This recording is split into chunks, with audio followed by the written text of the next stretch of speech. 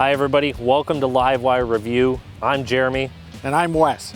And today we are looking at the 2024 Chevrolet Silverado EV, specifically the work truck model. So I'm going to be covering the 2024 and the 2025. You'll have to look up on the website exactly what the differences are, because in 2025 they added a couple different trims. There's 3 different battery pack options and a host of other just small things here and there.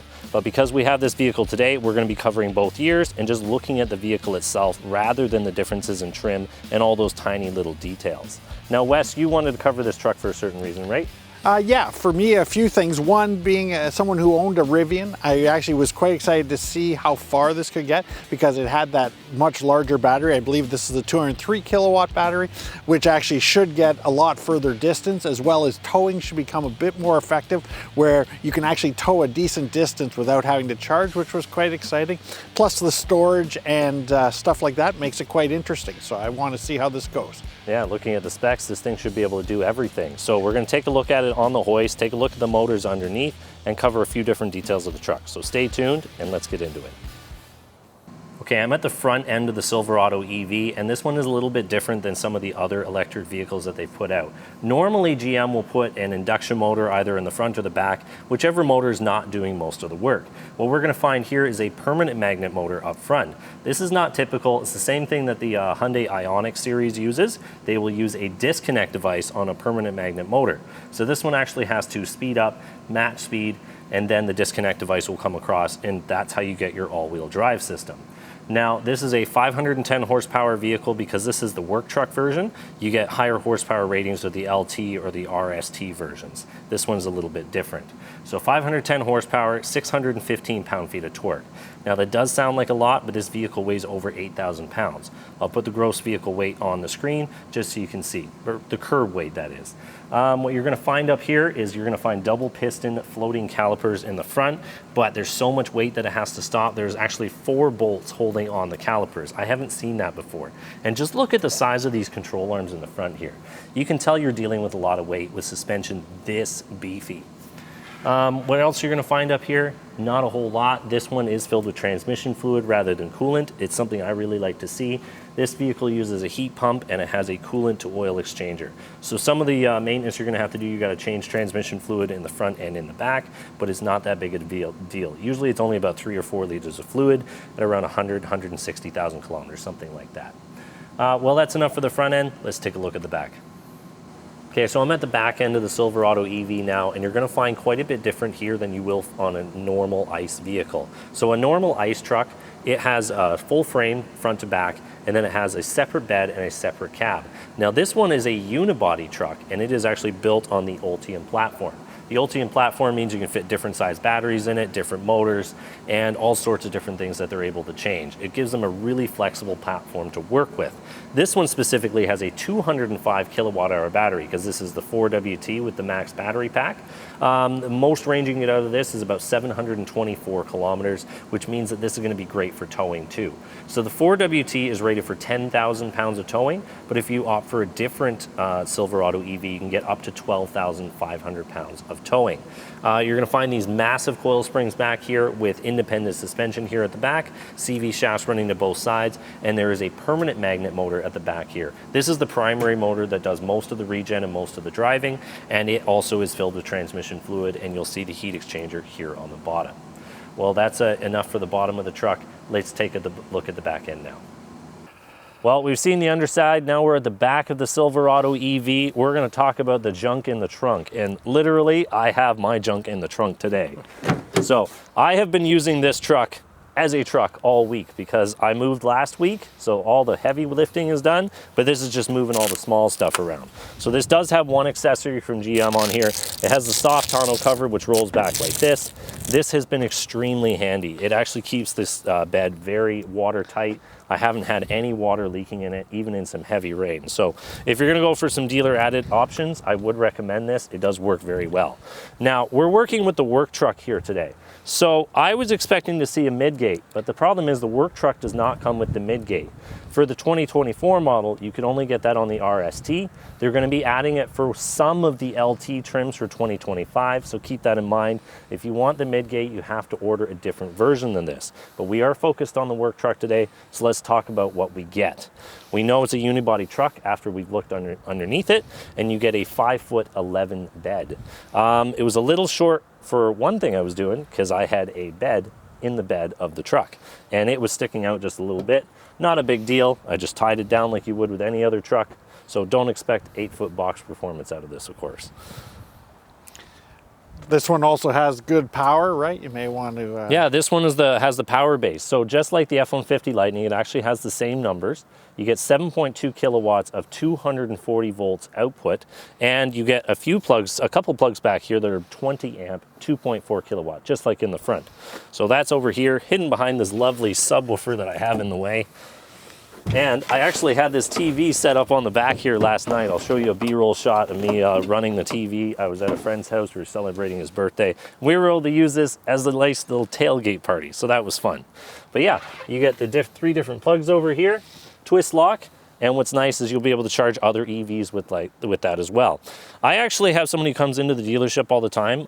He runs a business where all of their vehicles are electric. They've got e-Golfs, they've got F-150 Lightning, and one of the neat things you can do with this is if this is your main work vehicle and you have other electric vehicles in your fleet, what this guy does, he actually charges his other electric cars from his truck. And with a 200 kilowatt battery, that wouldn't be an issue. You'd be able to charge an e-Golf or something like that, or just help somebody out on the side of the road. It's amazing what you can do with something like that. You can run your house for an entire week. Absolutely. And I will say, I believe this one came with the spray and liner. Yep. I would highly recommend it on any of the work truck. Actually, it doesn't matter what truck you get. Just get the spray and liner. Please. They work, especially from Line-X. It's one of the best on the market. And it does help protect the truck. Plus, it makes it so stuff doesn't slide because it is stickier. Yep. And I do agree with you. The mounts up here, the way they've done this with the angle to protect from water coming in, really smart. And actually, for a non-hardtop, it's probably one of the best. Yeah. And I like some of the simple designs that they use at Chevy rather than a Ford. At Ford, you get this complicated little step, and it comes out of the tailgate. And you can get the crazy tailgates from GM as well. I'm not a fan of them. I like the simple stuff. I like that there's just a step here. Pull up on this handle, and you get up in the truck. Now, I probably cut off my own head here in this shot, but at least I showed you how it worked, right? Well, I think it looks good. Yep. Hey, we're at the back of the truck. I got one more thing to talk about. We got the charging port over here. So, this thing will take, I think it's up to 220 kilowatts. The battery in this is very interesting. It's double stacked, so that's how they fit it under the truck. But it's a 400 volt architecture. So what they do is when you get to a modern charger, a 350 kilowatt charger usually works at about 1,000 volts. Older ones are the 400 volts, so you can't get the high charging speeds out of them. Now I discovered that when I was trying to charge this truck this week, is that it was only taking 35 to 46 kilowatts, which would take 4 hours to charge. So you have to find the right chargers to work with this truck, because what it does is it uses a special relay that will actually put them in series and raise that voltage to 800 volts, and it'll take the high charging speeds. I was seeing as high as 180 kilowatts, steady, and then keep going down to about 150. So it had a really good charge rate. I would like to see it a little bit higher for something this big, but just keep that in mind. You have to go to the right infrastructure when you're going on a road trip or towing a trailer with this thing. Okay, we're at the front end of the Silverado EV now, and like most electric vehicles, this one does have a frunk. Now you'll notice the latch pops here. This is the work truck model, so it does not have a powered frunk. It has that special latch that came out on Cadillac a few decades ago, so when you close it, it sucks it down nice and gentle. So just keep that in mind. It goes a little bit higher than you would expect, which is excellent. We're looking about 303 liters of space up here in the front. It's pretty big. You can definitely fit some golf clubs in here. That's what I'm thinking, at least. I don't have any golf clubs to test this myself. I will not be taking this one apart to show you what's underneath this black plastic because there's a little bit too much here. But as you saw from the underside shots, you know that the charger and everything is all stacked here at the front, and it's just right here in the front of the vehicle. So you are going to find a power point in the front of this one. You get 2.4 kilowatts of power. It's a 120 volt plug, and that's at a full 20 amps. You don't get 4 of them like you do in the Lightning, but at least there is one up front here. Another thing I'm going to mention, this is what comes with the vehicle when it comes to charging. And one of the things I like about this is the fact that it has the adaptable heads just like a Tesla does. It only comes with the 120 volt here, but I know you can order different heads, which is super handy. So you'll be able to have different options when you're out charging on the road or at home. But this will not be suitable for charging at home. We're going to talk about that a little bit later. Anything you wanted to add about the front end of this truck? It's a very usable, effective front end. The only thing I would say on the work truck, because you have to use the key to, like the fob to unlock it, it would be really nice to have a manual latch because you have to manually lift it. So in theory, if you left your key in the truck, you'd have to go back, get the key fob, unlock it, then come back around to open it. Yeah. It's the only thing that would be nice, just a manual release. Even a button or something. Yeah, just something. Nice. Yeah, so let's close this up and we'll move on to the next section. So you close it here. And that is nice. And it sucks it down. So just don't slam it. Okay, this will be really quick. I'm not normally talking about pickup trucks on this channel because most EVs are not pickup trucks. So it's almost a moot point to say that I have miles of legroom in here. It is a crew cab pickup truck. There is tons of room. You can fit 3 car seats across the back. The only gripe that I have about a vehicle like this is, why can't we have pickup trucks with 6 seats anymore? I want to fit more people in this. I have a friend who's in the market right now for a pickup truck, and he has 4 kids. How is he supposed to take a 5-seat pickup truck and move his kids around? And also, this is a work truck. Shouldn't it have 6 seats so you can take all your crew members with you, all the stuff in the back, all their junk in the front, and tow a trailer? We need 1 extra seat. That's my only gripe. Outside of that, it's massive in here. You have heat in the back. And it does have eco climate, so the heat in the back is actually controlled separately. You can turn it off. So I think it's time to go for a drive, don't you? Okay, we're in the 2024 Silverado EV. We're going to be covering the 24 and the 25 because there's only a couple of differences between them. They added some trims, just like we mentioned in the beginning of the video. One of my favorite things about GM EVs, and this is no different, is it comes with Google Maps built in. Now, the best part about this is it gives you an estimated battery percentage on arrival. Now, I drove out to Minden last night. It was about a 120-kilometer drive away. Estimated 62% when I got there. And guess what? I hit 62% when I got there. It even gives you an estimate on return at 42% when I'd be back in Barrie. And guess what? This morning, 42. So that's something that every EV needs to have because it's not like a gas vehicle. You can't estimate it the same way. There isn't gas stations everywhere yet. So you do need to know what you're going to have at your destination and if you're going to be able to make it back or not. So I think that should be in every EV, but it's just not. So kudos to GM for having Google Maps built into it. Now, I will mention that Google Maps is something you have to pay for after a while. They have some different subscription packages, so you will have to talk to your salesperson as to what those things will cost because they cost different depending on what kind of subscription package you get. So 3 years it comes with it. If you get a higher trim of this truck, but we don't have that today, we're in the work truck, you can get GM Super Cruise and things like that. So this comes with OnStar and it comes with the Google Maps built in. I just first impressions. I mean, it drives very nice, but it doesn't appear to be set for 1 pedal driving. No, that's here. You can actually press that, and you can set your level to put it high for me. There we go. I just want to see what this feels like. Excellent. Now, I have not used. Wow. I haven't used it because for 1 pedal driving for me, I like a firm accelerator pedal because then it gives you a little bit more control over it. Most OEMs out there have a really, really loose, springy accelerator pedal, so it doesn't lend itself well to 1 pedal driving, at least in my opinion. Other people may disagree with me, but I just like the blended brake pedal. I like to let it do a little bit of regen when I let off and then just use the brake pedal for everything else. I will say, me loving Tesla's 1 pedal driving, I do very much like it. I will say the high on this is unbelievably high. Yeah. It is really high. Like, oh my gosh, that is very noticeable. Yep. So, Now, as we're getting onto the highway here, I will note that the battery's in the floor. Obviously, it's an EV, so it feels different than other pickup trucks because it does not have a ladder frame. It does not have a body sitting on mounts on top of something. It doesn't have as much flex. This is one giant unibody with the battery bolted in underneath. The thing is so solid, you know, because it's just one chunk of metal. And I noticed getting on an on-ramp, Like, it is just so planted, you know? Like, you roll into it and you figure, I'm in an 8,000 pound vehicle, and it doesn't feel like it's going to tip over. It's great. Oh, for sure. No, and I mean, it drives smooth so far. We're on the highway, doing a decent clip, and it is running smooth. I am going to change it to normal to see how that feels. Okay, that's probably a little bit more of what I'm used to, is the one pedal on normal. Yeah. Because I will admit, wow, I haven't met many vehicles that give that level of regen. Yeah. Now I'm going to bring up the efficiency here. So I have driven this for about 1,000 kilometers for the whole week, and on the highway, it's usually sitting around 40 kilowatts per 100, and it does not give me that metric. The irony about GM EVs is they only give you number of kilometers per kilowatt hour. It's something I can't quite wrap my head around. I would like them to give me the option that I can see kilowatt hours per 100 or some other metric that I would be driving with. But I just can't. So they do have an energy screen. If you bring up the energy screen, it shows you the number of kilometers you've driven and the number of kilowatts you've used. It's a little bit easier to understand.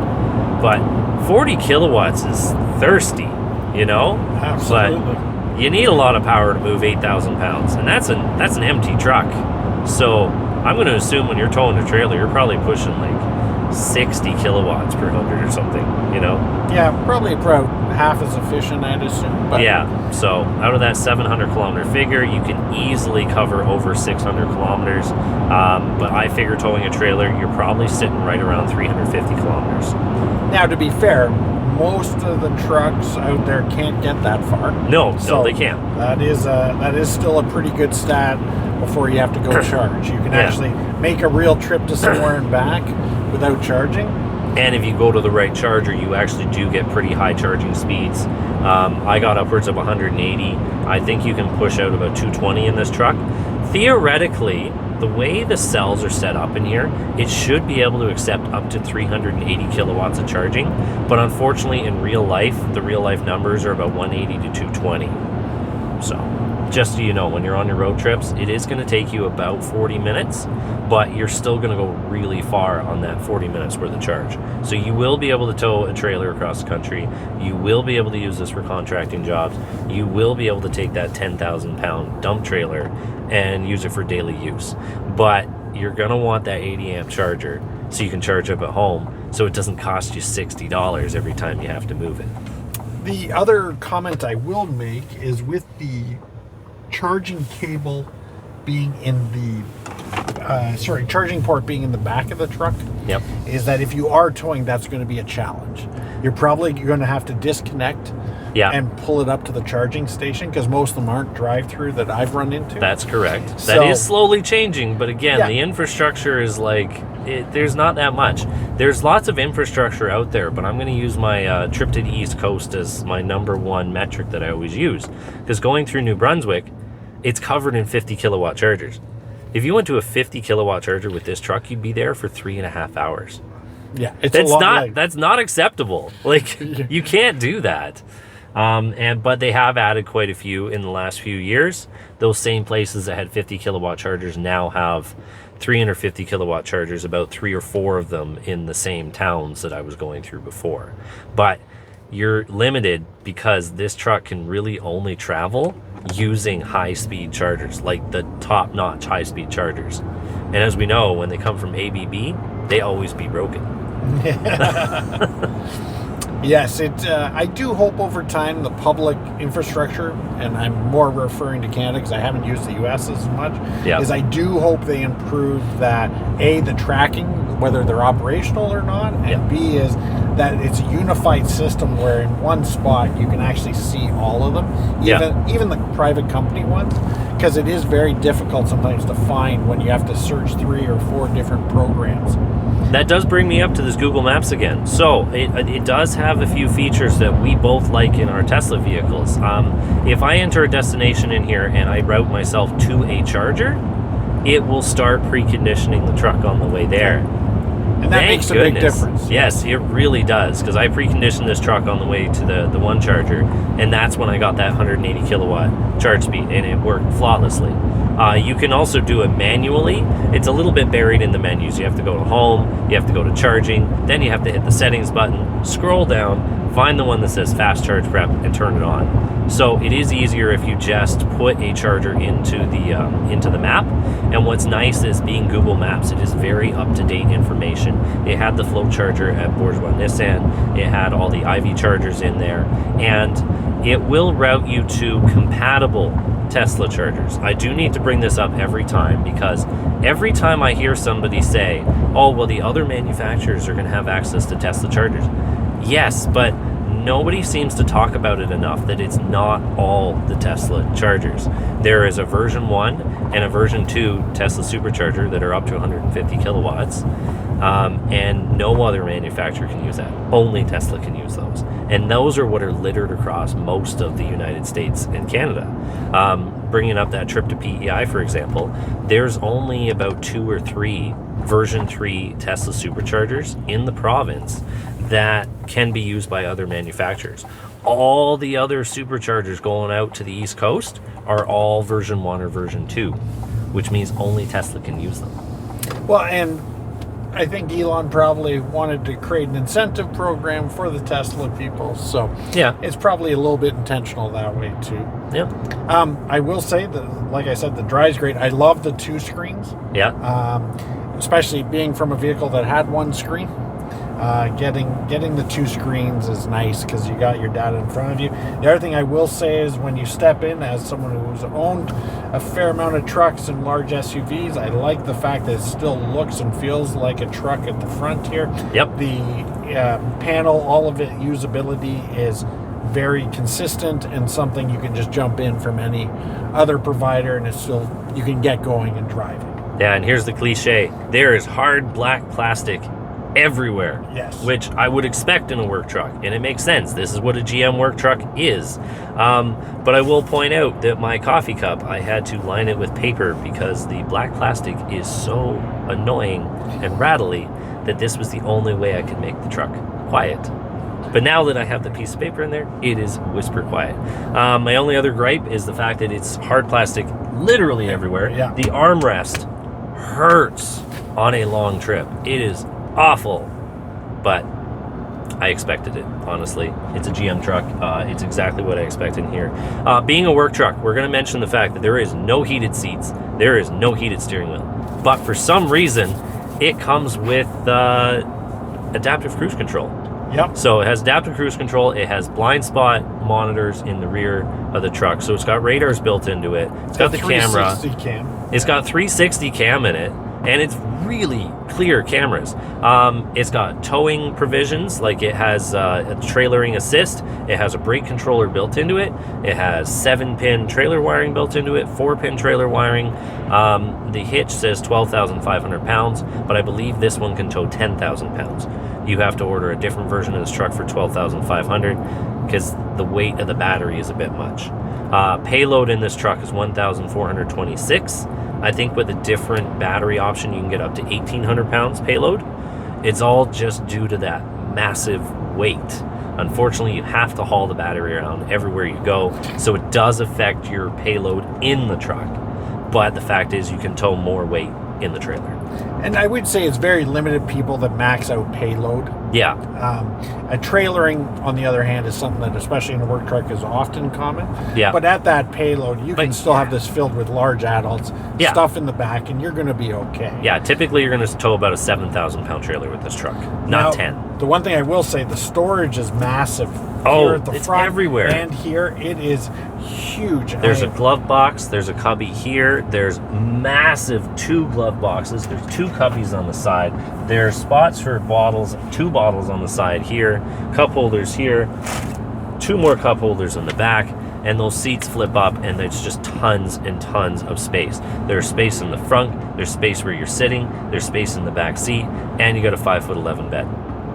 And there's a lot. And I will say the plugs all look like they're USB-C, so everything's the newest level of technology, which some may like, some may not, but it's just worth noting. And it comes with wireless Android Auto and Apple CarPlay, which automatically connects to your phone. It's pretty flawless, actually, the connections in this truck to your phone. They work really well. And it's one of my gripes with Tesla is Yep. I love Apple CarPlay. It is far superior for communication while Yep. driving. And so I'm a big fan that it does have that. But just note, with Android Auto, you don't get that estimated battery percentage, and it's not quite as built into the vehicle. You're not going to get that preconditioning. I do highly recommend using the native built-in Google Maps. They work really well. Apple CarPlay. I am going to bring up the fact that it's fairly basic in here. Now, you got flip-up mirror. You don't have pretty much anything in the work truck version except for that cruise control. Adaptive cruise, yeah. Yeah, and Does you it have got all your adaptive safety high beams? systems. It does. You have to Okay. turn that on, and you flip it off if it's getting annoying. But I will say, for day-to-day driving, the truck has everything you'd expect or want. And I mean, outside some little things, I think it's still pretty well appointed. Yep. And I have to bring up one of the best things about the Ultium platform of GM EVs. The Chevy Bolt does not have this. It actually has one of the worst heating systems I've ever seen in a car.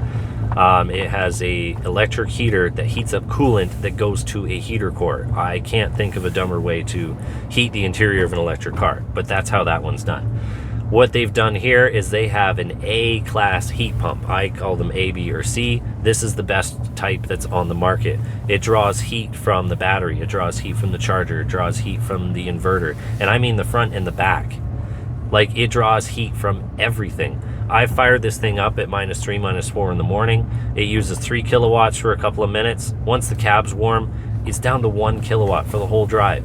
And if you go to the stats on the screen, I go for a super long drive and it's only used like 400 watts. It's crazy. For over an hour's drive, it uses 0.8 of a kilowatt hour. Yeah. I haven't seen a heat pump like that since the one from Hyundai and Tesla. You know, it's fantastic. So it makes up for some of the inefficiencies of everything else in this thing. You could run the heat in this truck all day long and maybe use like 2%. It's crazy. Yeah. Honestly, I think this is a solid entry-level EV truck Yep. with more than enough features for the majority of people, even people who aren't using it for work, but just, I mean, the fact that you could go camping with it and Yep. plug in, power up a whack of stuff that way. I mean, it does serve a lot of groups past, you know, just being a work truck, Yep. in my opinion. You can have your tailgate parties. You can put Yeah. the bed in the bed. Because I still think a lot of people, when they think of a work truck, think of basic, you know, very simplified. And maybe compared to some of the EVs out there it is, but I will say that still puts it way above your average truck. Okay, so I think this is the point where we're going to end our test drive and we are going to wrap up our thoughts. Now, we had a pretty good discussion about this, so pay attention to the end of the video. We talk about a few more good points, and yeah, let's end this video off. Yeah, well, thank you for the opportunity to take it for a drive, and everybody, I hope you have a great day. Yeah. Okay, Wes, we're coming to the end of this video and we got to wrap up our thoughts, and there's a lot to talk about here. So I'm going to start off with the size of this battery. 203, 205 kilowatts. Now that's usable capacity. The thing's more like 212 under there. There's no battery on the market that is this big. It's like 4 standard range Model 3s or 3 long range Model 3s. It's insane how big this battery is. And think of the price point. This one is $83,000 Canadian. You can get a 600 kilometer version of this truck for about $78,000 Canadian. It's great value for money, because I'm considering the fact that my car was $66,000 with about a 75 to 80 kilowatt battery. It's just great value for money what you get in this thing. Yeah, so I actually was really excited for the work truck because the fact the distance, stuff like that. But it also is interesting when you talk about 203 kilowatts, how did you find the charging though on the infrastructure? Well, that was the most interesting part of my week. So where I'm staying right now, there's only 3 kilowatts available, about 3.7. I can only get 20 to 25% of my charge overnight. So if you're gonna get an electric pickup truck, it doesn't matter what you get, especially this one with this size of battery, you have to have that 80 amp station. If you don't have an 80 amp station that you can charge up at overnight, you're not gonna get the economical side of it. So what do we figure? This costs about $15 to $25 to charge overnight. Yeah. But what if you can't charge overnight? Then what do? I went to the IV fast charge station. I got 180 kilowatts worth of speed putting into this battery. So I was there for about 40 minutes, but it cost me $60 to charge this thing up rather than charging it home because I couldn't charge it home. It was too slow. So I guess the question is on that one is that if you are traveling across country where you have to use the public network, it may not be the right vehicle. You may want to go the gas route. But if you're effectively at home, if you're getting 600-700 kilometers per charge of 15-20 bucks, and this is in Canadian dollars, yeah, you know, that is really good return compared to what it would cost to run a gas-powered truck. In those that would types actually, of distances. it'd be very similar in US dollars too, because their pricing for electricity there is kind of similar to ours, despite the difference in their dollar. So you'd be looking about $15 to $25 American to charge as well, if my figures are right. Just depends where you live, what kind of electricity prices you have. But yeah, it's great for businesses. Now, I've done the math on battery longevity because usually the bigger battery you have, the more distance you can get out of it. So you take your distance, that's 700 kilometers, and you do a little bit of backwards math. I figure this battery should last about 800,000 kilometers easily. And that's just using it every day, beating on it. So if you're the type of business who uses your truck for literally everything, and you have that 80 amp station wherever you park it that you can charge up overnight, this would be so cheap to operate. You wouldn't be stopping for oil changes. You'd barely be servicing the brakes because this thing puts out like well over 100 kilowatts of regen braking. So it would actually be quite economical if you used it a lot. If you bought it and it's just a shiny lump of metal that sits in your driveway, maybe not so much. The other thing I'll personally add is I think that it looks even better than the standard work truck does, like the gas powered. So I do think it is a nice looking vehicle. I would also say the price variance isn't that great when you factor that you get onboard power that you can, you know, charge your home with or run your tools, mixed with the fact that it does have nicer tech inside. And I do think it looks nicer. Plus, of course, the large frunk. So, I mean, I do see the value difference between it and the gas as well. Yeah. So the one peeve I would say is I would love for them to put the fold down that you could go all the way through the truck on the work truck, because I think that's, you know, the work truck's the one that maybe needs it more than the high end. Yeah. But, so like I put something in the back of this and I had to have the tailgate down because I just brought a simple bed over to my house and it was sticking out the back end. With that midgate, that wouldn't have been an issue, you know? It would have just made the truck so much more versatile, especially since it's already a unibody. It already looks like the old Avalanche did. Let's put the midgate in the lower trim. And I will say it rides very smooth. It drives very nice for any vehicle, not just for a truck. I think it has a great ride. And like I said, I think it looks good when you're on the road and people will notice it. Yeah, I do have good news for you though. 2025 model, they added an LT trim. And one of the versions of the LT trim, you can get the midgate option with. Good. Excellent. So it does give you some options. You don't have to go for the base work truck that has no heated seats, no heated steering wheel, nothing like that. LT trim with a midgate, I think would be the one that I would recommend. And I'm not so sure you need this big of a battery. Like this big of a battery in this work truck is for that serious contractor who's towing that 10,000 pound trailer every single day. You run all your tools on the job site. Think of the size of this battery. You could run your house for a week on this thing, which means that you could drive 200 kilometers to a job site, run everything on the job site all day, drive 200 kilometers back, and you'd still have juice left over.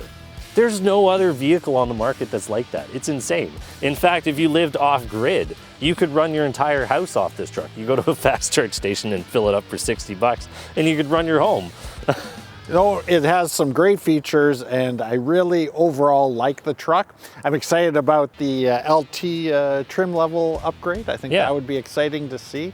And I was always a fan of the Avalanche look, so. Yeah, me too. I love my Avalanche. It was a great truck. It's just really bad on fuel. The thing used like 18 liters per 100. It was crazy. The only warning I probably would give homeowners is that you probably can't do this truck effectively without having a 200 amp service or being willing to upgrade to a easily 200 amp service. You might need more because it needs 80 amps. A lot of homes in our area are 100 amp service, so it is something you would need to factor in the decision, because I agree, if you can't charge it overnight in full, it becomes a much less effective option. Yeah, and that's where we're going to be looking at plug-in hybrid pickup trucks when they slowly come out. I think that'll be a viable option for the next couple decades while we work out all the infrastructure with electric trucks like this. But this exists now. You can get this now. If it fits your needs, I think this would be a great way to go. I agree. Yeah, and I think that's how we're going to end. Thank you for watching, and we'll see you next time. Have a good one.